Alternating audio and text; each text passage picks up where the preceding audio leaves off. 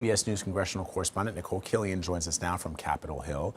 So, Nikole, I know it's early morning, but how are lawmakers reacting to the passing of Jesse Jackson?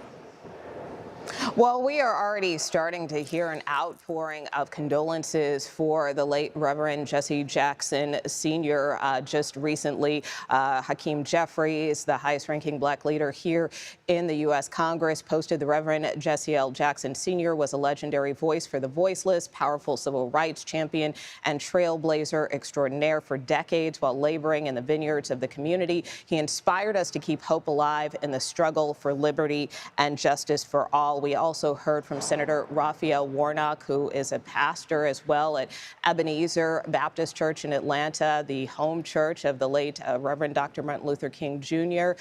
He says that America has lost one of its great moral voices. Jesse Jackson reminded America that equal justice is not inevitable. It requires vigilance and commitment, and for freedom fighters, sacrifice.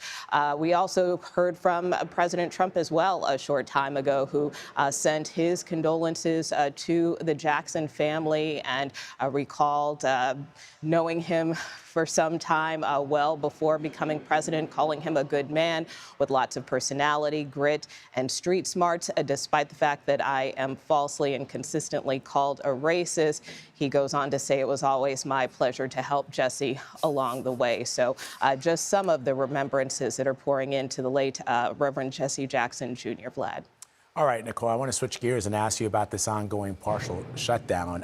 Where do negotiations stand? And I know you caught the interview that I had yesterday with Representative Emmer, who's the whip, the number third ranking Republican in the Congress. And I wanted to ask him Well, I did ask him if they were at all talking to Democrats to try to reach a compromise, and he kind of kicked the can and said, that they had already decided in the House what they were going to do.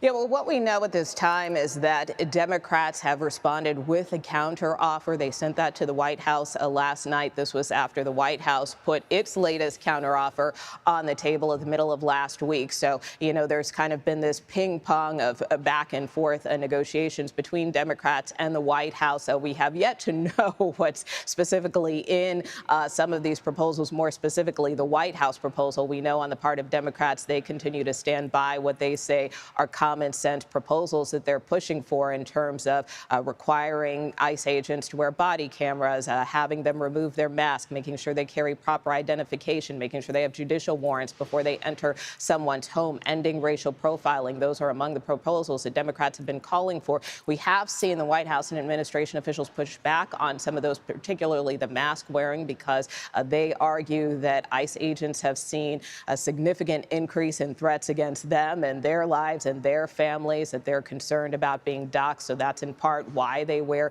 these masks.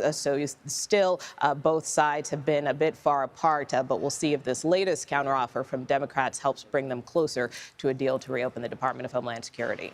All right, Nikole Killion reporting from the Hill for us. Nikole, as always, we appreciate you.